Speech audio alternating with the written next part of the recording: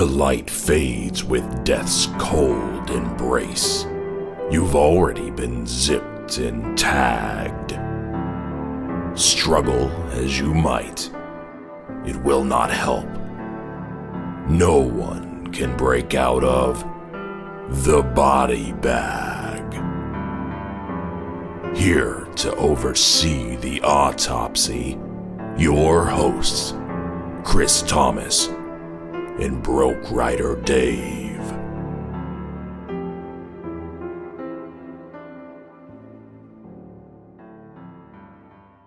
What's good, everybody, and welcome to Body Bag Podcast. I'm Chris Thomas, and with me, as always, Broke Rider Dave. How we doing, everybody? All right, trying a little something different here this time with the reviews. But we have a jam-packed episode today. We got a Nightmare on Elm Street review. We got some Shudder shout-outs to do, and a little something that I have that we were going to do on a separate episode, but I'm going to see if I can finagle it in here that I hadn't told Dave about. So, got a lot to get through today, a little bit of a new structure, but let's go ahead and just kind of get it started. First off, I've been seeing it making the rounds today. I've been seeing it posted all over the place, but we got our first teaser for Hocus Pocus 2. I don't know if you saw it.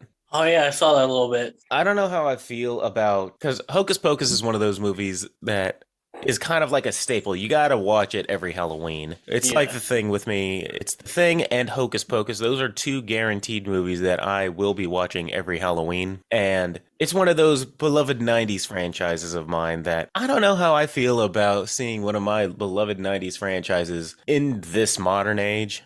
You know what I mean? Yeah. You knew it was going to happen, though. It happens with everything. I know. I would rather have seen, now, I have no problem if it was like a sequel and it took place again in the 90s or something like that, but I don't know.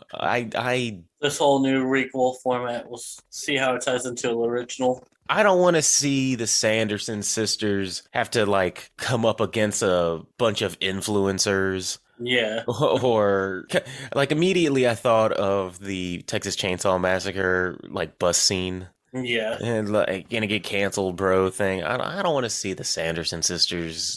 I was talking to somebody with it, and the person I was talking to she was like, I hope that this isn't going to have one of those forced, girl power messages. Yeah. First off, I like the idea that it looks like it's, I guess it looks like it's a descendant of a witch. They're teenagers or middle school, high schoolers. Yeah. And one of them looks, I think they were insinuating that they might have been a witch. A descendant of a witch. Yeah. Which I think is a good way to go. I don't mind that. That's perfectly fine. That gives her a reason to have some kind of connection to the Sanderson sisters. Yeah. Which is cool. But there's two things that I'm hoping it's not going to be. One, I really hope that it's not just going to be Sanderson sisters coming up on influencers and Sanderson sisters I don't know.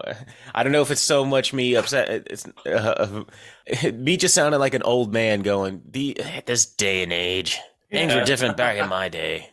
And I hope that it's not 75% just callbacks to the first one. Oh, fan service, yeah. It's going to have plenty of that in there, but I hope that it's not going to just be, the very last ending thing was oh, are you guys trying to find the stage? And and then Winnie was like, always, it was all right, so we know we're going to get a singing number. Yeah, of course we are.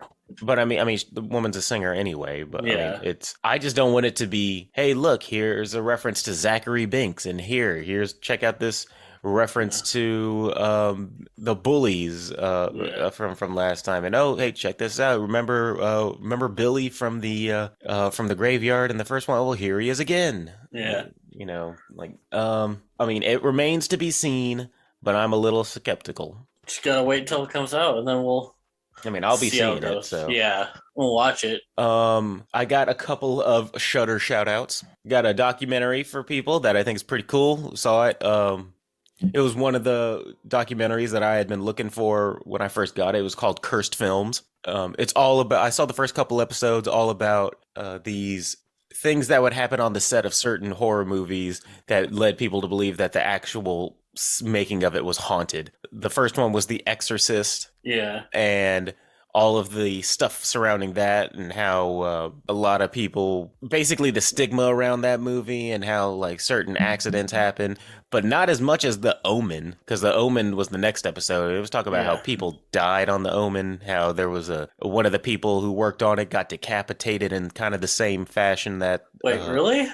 Yeah, another person who worked on the show, his plane blew up. And, Jesus. And another person, the person who got decapitated, it happened when somewhere in Europe, right, like across the street from, like, there was like this sign that was like, you know how those signs go, it was like such and such kilometers till you get to this town or whatever like that. Yeah. It was like right across there was this sign that was for a place called OMMEN that was 66.6 kilometers away. It was like one of those, it was that so it was like a lot of deaths surrounding The Omen, but a lot of fascinating stuff called cursed films. So if you want to hear about, again, I'm always in the mood for a good documentary, and this one is all about how actual horror movies certain of them were cursed themselves. Yeah. Another one was the 1990s version of Pit and the Pendulum, which I was trying to find the Vincent Price one. Couldn't find that one on Shudder, but I found the 1990s one, which has Jeffrey Combs in it. And I was like, all right, well, I like Jeffrey Combs. Yeah. I'll check this one out. I have never seen the Pit and the Pendulum. I just know of it. And this one will make you feel angry at like religion, all about abuse of power. How it was very much like a Hunchback of Notre Dame situation where you have this priest during the was it the Inquisition? Yeah. Who's basically accusing everybody he wants of like witchcraft. There's this woman who he accuses of witchcraft, and it's because he thinks that she bewitched him because he basically is having the hots for. He basically is horny for her, and there's like a scene where he dresses her up as the Virgin Mary and basically forces himself sexually on her. And so I'm like, as I was watching this, I was like, something tells me that this probably wasn't in the black and white Vincent Price version. No. Something tells me that they probably didn't have a scene of Vincent Price dressing someone up as the Virgin Mary and damn near raping her. And I was like, something tells me that this is they're probably taking a little bit of liberties. That I had to look it up. I looked up the synopsis of the Vincent Price one. I was like, this can't have happened in the Vincent Price version. It is completely different than the Vincent Price version. Like the Vincent Price, this thing, I was like, this has nothing. The only thing that this had in common with the Vincent Price version was the title and the fact that in the movie there is a pit and a deadly pendulum in a torture room. But other than that, nothing of the Vincent Price movie. Or the Vincent Price storyline. I was like, oh, okay. So they just they had a torturous Inquisition movie, but they probably thought, well, let's give this a little bit of class by calling it the Pit and the Pendulum. Yeah. The Vincent Price one, I think you have to rent on Amazon. Yeah. Now that aside, I still say, check it out. It still had Lance Hendrickson in it, and it had Jeffrey Combs in it. So if you like either of those actors, give it, check it out. But again, that's one of those things that irks me in certain movies. Is that's one of the reasons I got annoyed with The Mist. People basically using like religion to do whatever they want and not be held accountable. Yeah. So a lot of that in that movie. But what else? Also another one of the reasons I got it, I think I had mentioned it last time, was Creepshow. Yeah. Been kind of going through the Creepshow fun times. The next movie I'm going to check out is one that I saw little clips for. I think it's a 2000s movie called Dead Birds. Dead Bird, okay. Looks like a combination of a thing stalking a cornfield, picking off tourists. That would have been a whole different movie, picking off tourists. I don't know what it is, but it looked intriguing enough, and it was just, all I know is that it was called Dead Birds, and it's taking everything in me right now to not watch Mad God, which is the thing I've been... Yeah, you've been on this one for a while. You want to see Mad God. I promised my sister that I'm going up to DC next week. Okay. And I promised her I'd watch it with her. So it's funny, because I also saw a separate documentary called The Movies That Made Us. Yeah. And one of them was for Jurassic Park, and they had mentioned Phil Tippett, and Phil Tippett's the one who made Mad God. Said that it was like 30 years in the making because he had worked as an animator for Jurassic Park, the original. Yeah. So I mean, the dude has clout. Talking about the guy who worked on the original from back in the 90s. So yeah, it just made me want to watch it even more. I was like, man, so I'm just waiting for next week. I've been looking. I think I'm probably sometime this week check out Summer '84. It looks like a really interesting movie. Basically, it's a 2018 film taking place in '84, where you got a teenager who thinks his next door neighbor, who's the sheriff, is a serial killer. All right. Yeah, I was like, oh, that's a pretty interesting premise right there. Oh, man. There was this other one. I'm going to have to research it again because I forgot what it was called, but it was about a radio station that they're like on the air and stuff like that. And it takes place in the studio during when a zombie apocalypse starts happening. And you basically are getting their reactions, like taking people's phone calls and stuff like that. There's like apparently very little kills, maybe just over the phone or from the phone calls that they're taking or however they're getting their information, but you're basically less about the kills of seeing people getting eaten by zombies and more of seeing these DJs who are on the air reacting to like callers coming in and just like the stuff that's going on the outside, which I think is pretty cool. That sounds really interesting. I'm all for any kind of movie that can tell a story in a confined space. I like movies that are heavy in dialogue, and I respect movies that have their setting all in one place. Like one of my favorite movies is 12 Angry Men, and that is just a dialogue movie that's all set in one room. You know, but you feel like you've been to like all the way they talk about certain things. You feel like you've been to the crime scene, and you feel like you've been in the courtroom and all this business. And if they can do something like that, and is like they don't show a whole lot, but you hear it and you get basically a painted picture of what this thing is going on. Yeah, I think that could be pretty cool. I need to relook and see what that is. I'll have watched it by the time we record our next thing. Yeah, no, but a funny story about that. In high school, I actually auditioned to be in our 12 Angry Men play. Oh, who were you going to be? I don't even remember because I didn't even get the part. Well, they don't go by. I didn't realize it until the very end of that movie. You don't know anybody's name. Yeah, they're all just juror number 1, 2, 3, and I don't remember the number I was. At the end of the movie, the guy basically they're leaving the courtroom, and one of them goes, "Oh, my name's like John, by the way," and the other guy says, "Oh yeah, my name is this," and that's when you realize, wait a second, yeah, you don't know their names. All these guys have been talking, and not once did it ever occur to you, I don't even know these guys' names. Yeah, like I had to choose between being on the swim team or being an understudy, so just swim team. I wish I'd taken like drama like that in high school, but that's pretty cool though. You said, did you get the part? No, I was like the understudy, so if something would happen. You ended up playing the bailiff that just has the one line of coming in to check on him. Well, the time for the play, and it was during swim season, so I kind of had to choose between the two. So I had to choose being on a swim team. But anyway, those are the 3 movie shout-outs that I have. That's Pit and the Pendulum, Cursed Films, and Creep Show. Every time we do one of these recordings, I will try to have a separate section of Shudder shout-outs. And I will keep tweeting at Shudder until... Yeah, I was about to say, this is day 182 of trying to get Shudder to sponsor us, but you know what, Daddy Shudder, I'll still give you this one for free. It's a good service, especially if you love horror. You got Sleepaway Camp on there, Changelings, the original Halloween, crap ton of those documentaries. Like I said, I'm all if you're into documentaries. But yeah, it took me a while, but it was definitely worth it. So check out Shudder. I think it took me 10 months to get Chris on Shudder because I've been talking about it since day one. Well, it was the price thing. Yeah, I mean, not that it's expensive. It's $5.99 a month, which is totally doable. But I just procrastinate to do anything, and I've already used the heck out of it, and I've only had it for less than a month, and I've already watched a ton of stuff on it. Yeah. Moving on. So we never got to do my birthday episode. No. Unfortunately, but I have like some chicken scratch here of stuff that if we had is some stuff that I would have wanted to talk about. Yes. So for about like 10 minutes, real quick, like my whole shtick for that episode is going to be, I have some things to get off my chest about things. And even if it's not stuff I want to get off my chest, it's my birthday and I want to talk about what I want to. All right.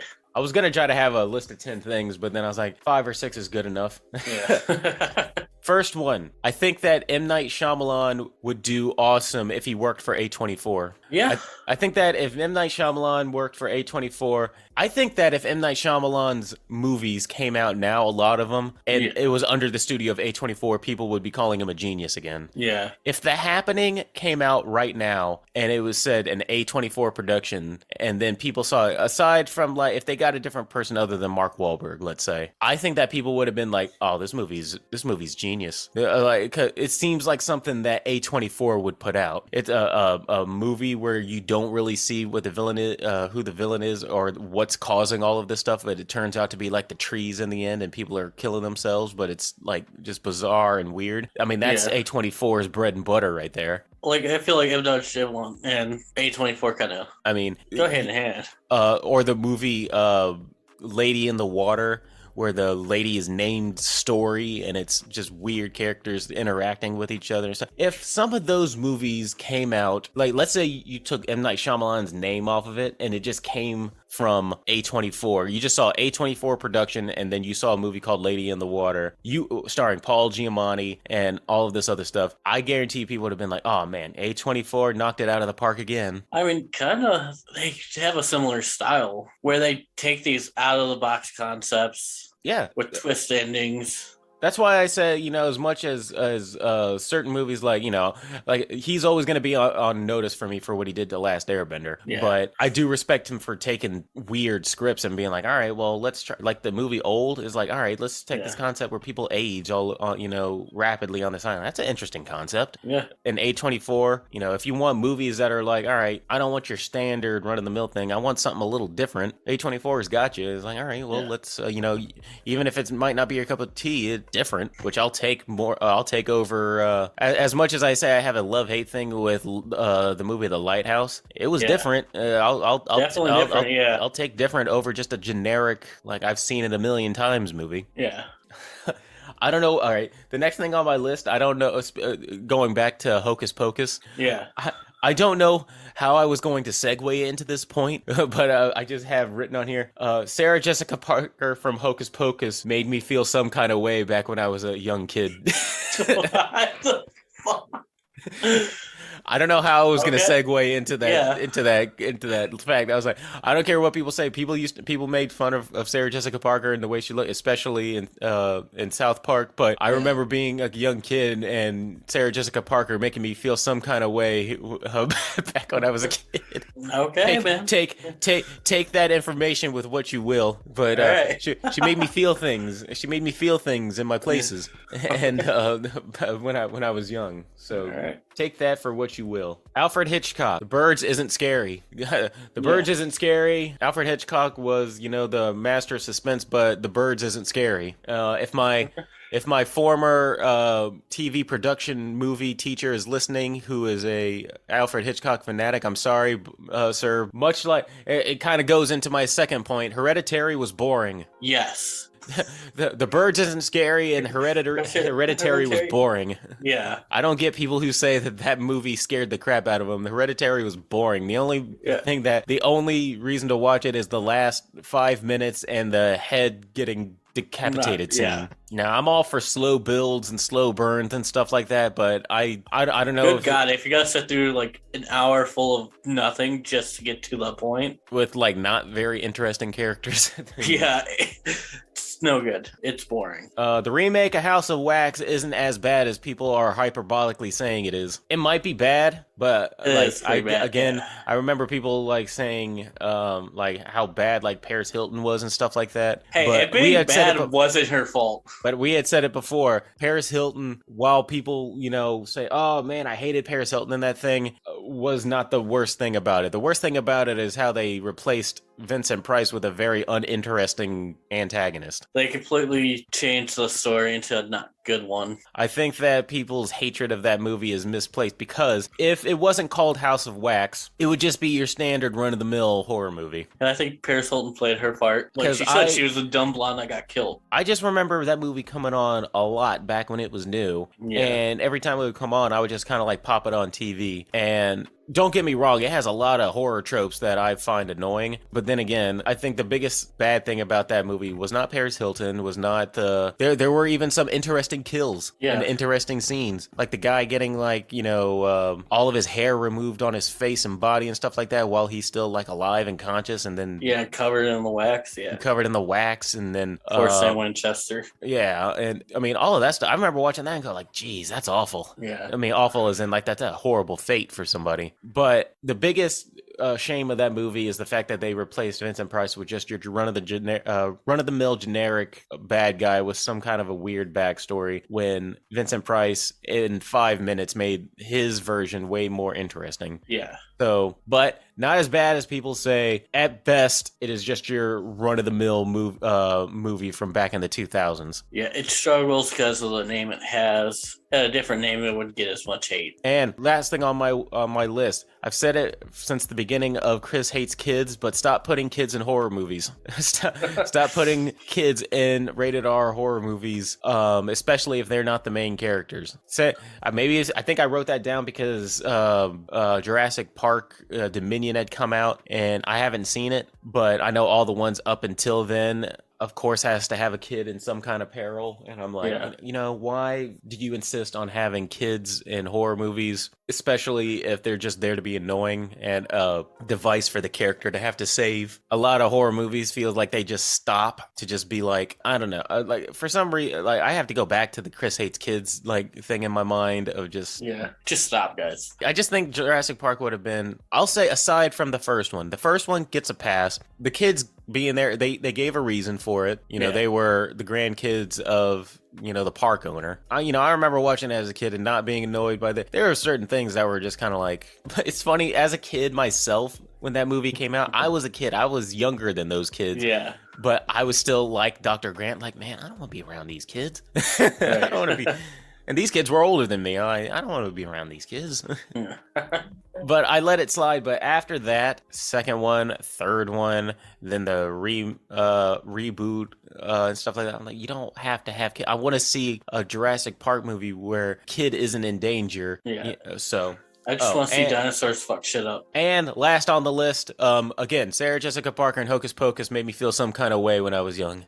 So once again, I had to say it again just because every time it comes on Halloween time, I go, I remember back when I was a kid, and and especially she's riding that broomstick. Come, little children, I'll take thee away, and I'm sitting there like, I don't know what, this is making me feel weird for some reason, but not bad. Making me feel some kind of way. She's like feeling herself on that broomstick while she's like singing that song. I was like, what is this feeling that I'm feeling? little 8-9-year-old me, what is this feeling I'm feeling? Something that I would have to address when I got to be a little older. Yeah. Now it's mandatory. If you're going to be dating this dude Chris over here, you have to be wearing that is where I get my thing for ladies wearing fishnet stockings and you don't get to date me unless you're dressed up as one of the Sanderson sisters. Or at least now you know what my kink is whenever if we ever take it to the bedroom, you have to dress up like one of the Sanderson sisters.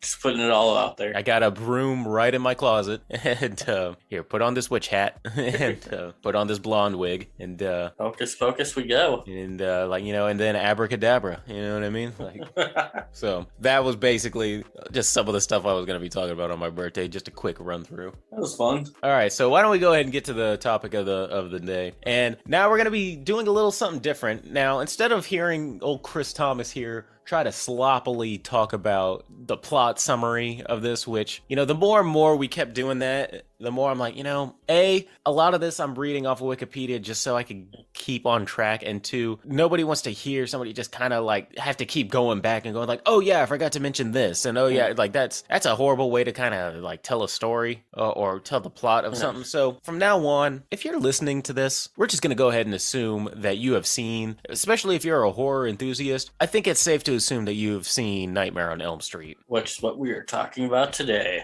I mean, if you're a horror enthusiast and you don't know who Freddy Krueger is, not that I'm trying to be like that kind of guy that's like you're a horror movie lover and you haven't seen it, because I haven't seen my fair share of things. But I mean, Freddy Krueger is like one of the big three. You got Jason, Michael, and Freddy. Even people who aren't horror fans have seen Nightmare on Elm Street. I mean, I was at the store earlier today and they were selling just on the clothes rack, just a Dream Warriors shirt. The original Nightmare on Elm Street. From 1984.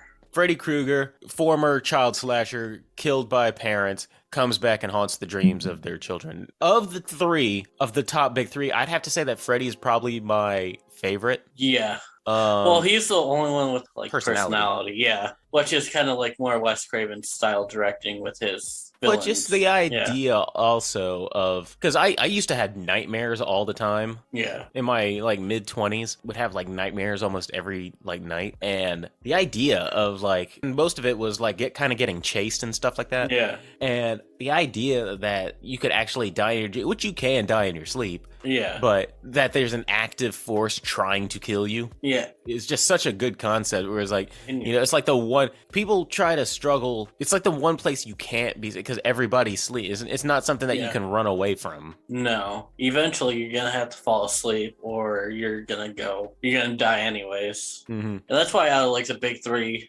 Freddy used to be like the one I'd least like to encounter. Mm-hmm. Like I'd much because you're in his domain. Yeah, I'd much rather go against Michael or Jason, because if you blow up their body, then they'll stop chasing you. Yeah, but he'll just reconstitute himself if you blow up his body. And yeah, because I don't really know how to lucid dream, so I don't have any controls in my dreams. So but he does. This was your pick. This was your second pick, because we did Cabin in the Woods in this one, and the next two are going to be the next two that are you and me reviewing. Yeah. We have my pick, which we're gonna go a little bit older. Yeah.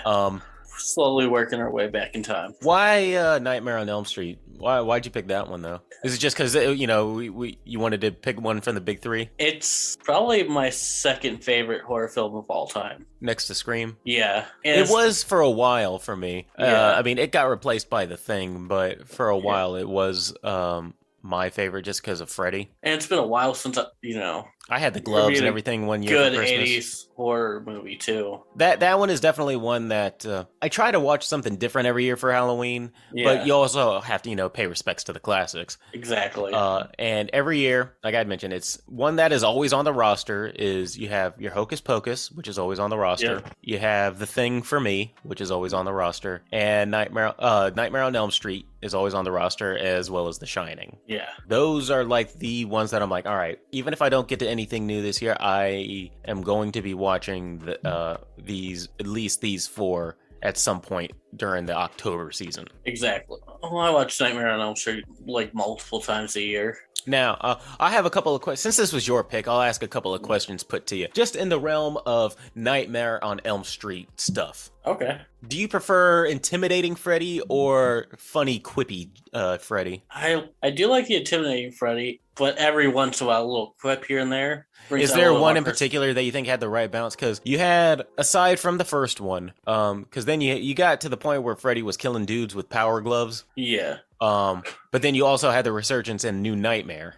whereas more serious I keep wanting to say Jason for some reason. Serious Freddy. And then you got Freddy versus Jason, which is really quippy Freddy. Freddy versus Jason feels like a 90s movie to me. It came out... Was that 2002? I think it came out in 2003, but it definitely feels 90s. Well, I mean, it was coming fresh off. I think up to about 2005, a lot of movies still had kind of like a late 90s feel. Well, I think it was supposed to come out in the 90s, though. Oh, it was supposed to come out earlier, but it was in like development hell while they were trying to... Because you figure it was at the end of Jason Goes to Hell... Yeah, that they teased. Gloves come up, yeah, that they teased. A Freddy versus Jason thing, but then it was just like in limbo for a while. Yeah, because I think one studio owned Jason, one owned Freddy, and it was because if I'm not mistaken, right after that, Freddy or Jason went to space. So it was like they abandoned that plot line for a while, and then Jason went to space, and then they brought back Freddy for Freddy versus Jason. But so I might have to look it up. But you said that came out in 2003. I thought it was 2002. I'm usually good at kind of predicting the eras. I'm usually good by like a year. Yeah. Like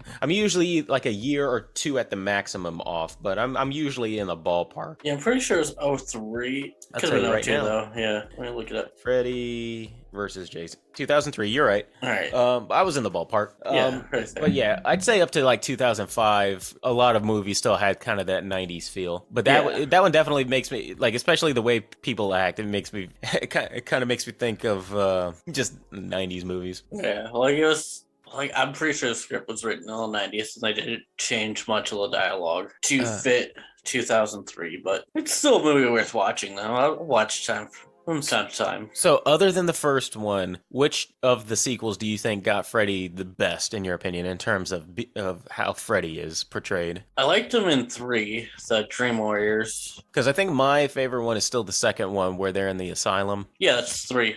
Oh, sorry, 3. Oh, so that one was 3? Yeah. Oh, yeah, sorry. Second one I got mixed up. 3, yeah, then mine is also 3. Yeah. Because my favorite 3 and kill... New Nightmares are my favorite ones. My favorite kill out of all the ones is where Freddy's controlling that kid on a marionette using his tendons. Yeah. That's my favorite, and you see like in the hallways just kind of like walking.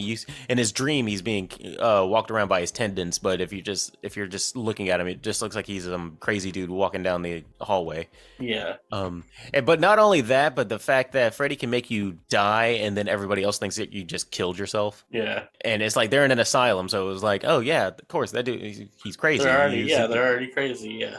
All right, so that was so you say 3. All right. Yeah. We've talked about it before, but you're just an overall thought of the remake. I know didn't you and like me it, differ yeah. a little bit on that. I'm a little more generous with it. See, I think where they really, really shit the bed is they went too far away from the original look. That is one thing I heard that If they his would've face kept it- looks like melted cheese. Yeah, if they would have kept it a little bit closer to how Robert Englund looked as Freddy, probably wouldn't get shit on as much as it does. Mm-hmm. And you know, my thing was that I think that they should have had the balls to like they Go with the insinuated that he was accused falsely accused. I think that if they had That the would've been balls to great, be yeah. like, all right, you know what, we're gonna kind of run with this. We're gonna make that he actually is a falsely accused man and he's out for revenge because he was falsely accused of this stuff. I would have been like, yes, that is all. That's a guy who now he's killing children, and now that you realize why, you're kind of like, oh damn, I can understand why he's pissed. But yeah, mostly he looks dumb as fuck. All right, so there are a plethora of kills. Oh yeah. All right, but before we get into all of that, let's bring it back to the original, because that's what we're talking about, the original. Yeah, the original. Probably the best slasher in the 80s. If you want to, again, anytime I can plug a documentary, I will.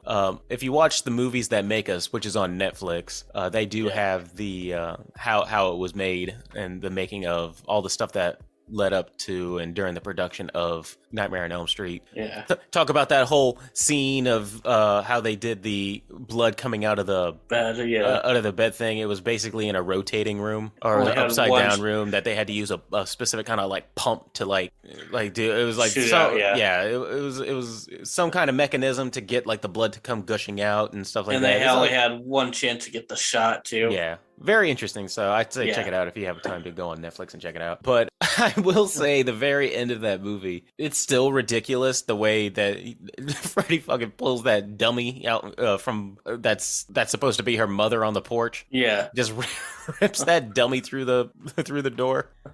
That it's funny because up to this point, I don't think that was supposed to be the original ending though either. Somebody also made a dub of noises and clips taken from Home Alone and put it over when Freddy comes into the real world. Yeah. And you just hear these like wacky noises. You're like, don't worry, I'll get him off, Harry. And then he gets hit by the sledgehammer and then falls down the stairs. And you just hear the noise from Home Alone happening. I'm like, that's hilarious. Yeah. I really like that ending sequence though. It's goofy to me.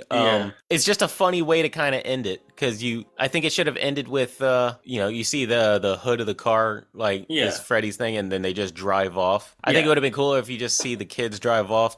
They're screaming. They're like, Mom, oh my God. Oh. And then she's just sitting there on the porch like, bye, guys. Like, well, originally they were supposed to just drive off and nothing happening, because Wes Craven's original concept is he didn't want a sequel for this movie. It's supposed to just be a one-off. Which, much like most things in the 80s, a lot of these could have worked as just a standalone. Yeah. And that's why he wasn't really a part of any of them until Wes then he made his Scream Nightmare. franchise. It's like, oh, I'm going to make the shit out of this Scream franchise. Yeah. I don't want to do sequels. Oh, then I was like, oh, this Scream thing, though, this thing can make a lot of money. Yeah. But Freddy ended up being a very lucrative franchise. Yeah. Oh, yeah. Freddy became like very mainstream in late 80s, early 90s. Was the new one pretty much just came out and said that Freddy was a child molester? Yeah. Was that apparent in any of the original ones? Like, we knew that he was a child slasher, but was it insinuated that he was like sexually abusing these kids, or was it that he was just like killing kids? I remember the first one, it's just that he was killing kids. It's been a while since I've watched any of. I mean, like, he's the always sequels. been a pervert. Yeah. I mean, he's always had like sexual innuendos to the teenage kids. I thought it was funny. There was a guy like when I don't usually go to Facebook anymore. Yeah. But I was posting questions on Facebook, and one person somehow the discussion got onto like, oh, Freddy wasn't really they never said that Freddy like molested kids in the original stuff like that. Blah blah blah. He never did all that. Why he was like really upset about it. I was like, so does that make him any better? I guess. Like, I mean, he's still going around killing kids. Well, I think in the original script, he was supposed to be in like something like major happened, but it was like pedophile or something. So, but it was like the guy was trying to like defend Freddy's honor, like he's not a pedophile in the original. I was like, all right, well, he's still going around killing kids. Yeah, like I don't know what you're trying to defend Freddy's honor for. He's not a good dude. Not at all. No. Yeah, I think your priorities are a little misplaced here, buddy. So. Any gripes with the original first one? Anything that you think could have been done a little bit better? I mean, you figure it was the 80s and it was kind of like a new concept for an idea for a horror movie. Yeah. So, I mean, it's obviously going to, I mean, I feel like I've never really liked the acting of Nancy's mom. I was literally just about to say I don't like the fact that Rod. Like, you have all of this evidence that all this stuff is real. Like, look, Mom, I have this hat here that I just pulled out of nothingness, and it belongs to the hat of the man you guys murdered. Yeah. Maybe you should start believing what I have to say now. I know it sounds ridiculous, but I mean, I don't know what other. Right. I mean, I didn't just pull this hat out of my ass. I didn't have this hat. Like, I'm in a hospital gown. Yeah. Like so, and not only did I pull this hat out of nothing, it belonged to the man. It belonged to the man that you guys murdered. Yeah, and also Tina's boyfriend Rod. Like, why was he acting like a 50s greaser? I don't know. Maybe he was he was an 80s greaser. I felt like he should have been like Grease, not this movie. Mm-hmm. It just felt really out of place in like that group of friends. I will say this also about what was the name of the dude who got hung in the jail cell? That's Rod.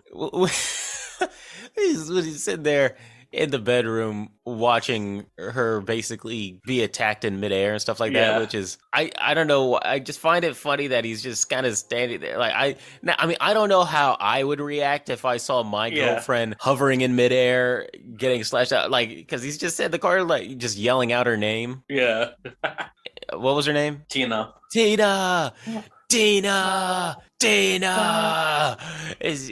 but not doing anything. He's just kind of like. He's just off in the corner, just Tina. I mean, I don't know how I would act. I mean, I'd be confused too, but I just know that every time I watch that scene, I'm like, dude, well, do something. Like, don't stand there. Just sit there yelling her. If her like spinning around like she's on a roller coaster, like up in the air, ain't waking her up, I don't think you yelling her name is gonna do anything. Right. Throw a blanket over her, try to pull her down, and like do the whole water in the face, like smacking her on the side of the face, like, hey, wake up, you know what I mean? Like, do something. That dude's just but silly. I mean, it doesn't matter. He dies anyway. Yeah. I mean, but other than that, you got a movie that has an original concept. Yeah. Robert Englund, who would go on to become one of the most iconic horror villains. Yeah. That nobody, when you hear the name Robert Englund, you don't even think, oh, that's the dude from Wishmaster, right? No. You think, Freddy Krueger. It's Freddy Krueger. Yeah. Oh, isn't that? Oh, yeah, he's that guy that who played the psychiatrist in Leslie Vernon. No. He's like, yes, that's what he's from. You ain't wrong. No, but you definitely think about Freddy Krueger. So, I mean, before we get into the kills, I mean, I'll just go ahead and give my ratings now. We're talking specifically just the original. Just the original. Just the original. You have the iconic villain, original concept. I can excuse a lot of the cheesy acting because that was just kind of there in the 80s. Yeah, and they didn't have the biggest budget for this movie either. Yeah, and it didn't have the biggest, but I mean, if you look at those stretchy arms that he had, and just some of the like stuff, you're like, all right, you know, they're working with what they got, and that's what you're supposed to. I mean, I'm sure that the most expensive shot was probably that bed scene. Yeah. You got Johnny Depp's career starting here. Johnny Depp's career starting. And I like the thing they did with Nancy's hair, how like throughout the movie she gets that like gray streak going through just from being stressed and not sleeping throughout the film. And another funny thing is when she's like in her room, she's like, God, I look like I'm 20. Was she 20? At the time, I think Heather Kent was actually 20 years old filming this movie. Wes Craven just can't keep himself from being meta. No. That's just one of those things that if it's a Wes Craven movie, is like, we got to get meta with this. Well, she's 20, so just have what if people say, well, she looks like she's 20? Well, just have a line in there that says, oh, I look like I'm 20. Now people can't bitch and complain about it. Because she's like so stressed out and they were just looking older. Oh, I look like I'm 20. What did I give Cabin in the Woods? Don't remember. It was probably like a 28, I think. Yeah. Because I think that I said that Cabin in the Woods is, especially if you're talking about meta and being parody, that's about as perfect of a movie as you can get. Yeah. But I have yet to see a movie that is a 30. I mean, Cabin in the Woods is good. It's a great movie. But I have yet to walk out of a movie that I think is a 30. But I think that's also good, too, just because it's like, I don't think you can ever really have perfection. Yeah, I think I'd probably give Scream, 29.5? I was going to give it the same score as Cabin in the Woods, so like a 27, 28. I'd probably give this a 28.5 right there. It's iconic, and it's very, very good. I think the this most I movie, can ever I give any probably movie is a wouldn't have 29. Yeah. So I'd give it about the same score as I would give Cabin in the Woods, which is about a 27, 28-ish. 29 is the highest I would go for any movie. I'd say that a 29 would probably be The Thing. Yeah. If I were to give a perfect 30 to anything, I'd say probably The Thing. So this is just a couple notches under. I'd say, probably 28.5, so. I'll go a little bit lower and just say 27. You can say 28, I'll say 27. Yeah, so it's right there in that range. Because either way. Incredible film. Either way, it is a really, really good movie. Either way, it's still in the upper 20s, so you know that it's going to be in the good movie category. Plus, it's like one of those films that when people are like, if someone says they haven't seen it, you're like, what? Oh, well, we have to remedy that right now. Yeah, so it leaks out of horror into like mainstream horror movies. Mm-hmm. So I'm going to say aside from, let's go ahead and get into kills real quick. Yeah. I'm going to say, well, I already said that mine was the scene from Dream Warriors. Yeah. But I'm going to take that one off the table just because I already said it. And because Nightmare on Elm Street has such a plethora to choose from, I'll say the entirety of the Nightmare on Elm Street franchise is there one that sticks out to you where you're like, man, that was pretty cool? I'm always gonna go with Glenn's death, getting pulled through the bed and just have the blood shoot out. Such a great scene. I'm debating if I want to go over the top or simplistic. It's Freddy. There's a lot of over the top kills. I might do this one that's just off screen, and it would go to one of the ones in the new one, because I really do like the line where that one dude is about to die, and Freddy's like, "Do you know that when the heart stops beating, the brain continues to function for over 7 minutes? We still have 7 minutes to play." I don't know why. I like that line. That is actually a pretty good line. That's a creepy ass line. And I don't care that I'm defending that I seem to be the lone defender in Nightmare on Elm Street reboot, but the movie had some good scenes in it, and I do think that was one of them. Probably the best scene in the movie. Yeah. I think, and I still think that, like, maybe if they messed with the prosthetics, I still think that, I mean, if you can't get Robert Englund back and you have to replace him, I think that Jackie Earle Haley played a pretty good Freddy. If you had to replace him with somebody, I think that he played it pretty okay. Yeah, but now if you do it again, you can't bring him back because now he's attached to something that everybody pretty much says was a bad movie. Like I said, he got screwed over by the way they made him look. I don't think that he was the problem with the movie. No. I think that his voice is very intimidating. Because I had just seen Watchmen before I saw that movie. Okay, And then when they said that it was going to be him, that was going to be Rorschach was going to be the guy who does Freddy, I was like, with that voice, I could actually see he was intimidating in Watchmen. Yeah, If he he has a brings good that same voice, kind of for the role. if he brings back that same kind of intensity and intimidation for Freddy, he could be a really intimidating Jason. Or I keep fucking saying Jason. Why? He can because I probably just keep thinking Freddy versus Jason on the mind. We'll have to watch that tonight. If I was gonna go restrained, it would be that scene, just because I think that with the combination of his voice and just that line of "We still got 7 minutes to play." Yeah, That's really creepy. If I was gonna go over the top, what's just a if you're gonna go if you want to. 90s feeling is you don't get much more 90s and just combination of bad CG and just ridiculousness than Freddy versus Jason. That stoner token up with a Freddy caterpillar and that CG going down his throat and then taking him over. Oh God! I'm just gonna go of how bad the CG looked and how just you had stoner cheesy just token up with a Freddy caterpillar like you watch it and you're like, what am I watching right now? And he takes over his body and he goes to Jason and he's like, let me handle this bitch. Yeah. Freddy was getting mad that Jason was taking his kills. Yeah, I love that movie has problems, but I do love it. That is just Freddy's just like, stop killing people. You're only supposed to kill a couple of them. I still go by it.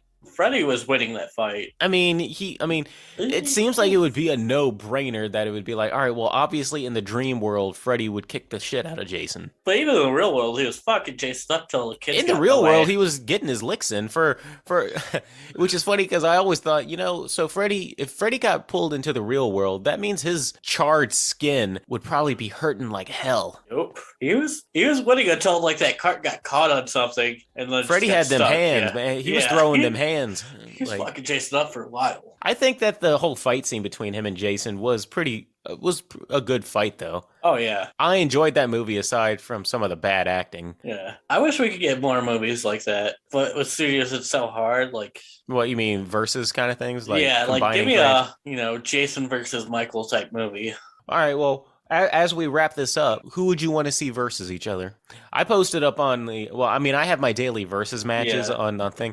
I think the last thing that I put was somebody wanted to see, I would love to see a crossover of Gremlins and Critters. We've had Alien versus Predator. Yeah, but if they could do the old Universal, which is kind of why I wish that the Dark Universe that Universal was gonna do, I wish that they would try to take another stab at it and try to do it right. Because now Universal owns the rights to all the older monsters, right? The Mummy, those are old Universal monsters. That's why if you go to Universal Studios, there's a whole section dedicated to old Universal monsters. Yeah, where they tried that and then the Mummy just kind of flopped. You know what would be cool? So if we're going to combine franchises, and this is one that you could absolutely do, the Stephen King universes, because they're all supposed to take place in one universe. Have it so that you actually have 2 or 3 of those monsters or creatures actually run into each other. Oh, yeah, that'd be dope. I mean, they are all technically part of the same universe, and they're all Stephen King properties. Yeah, and most of them are in Maine. Have I don't know.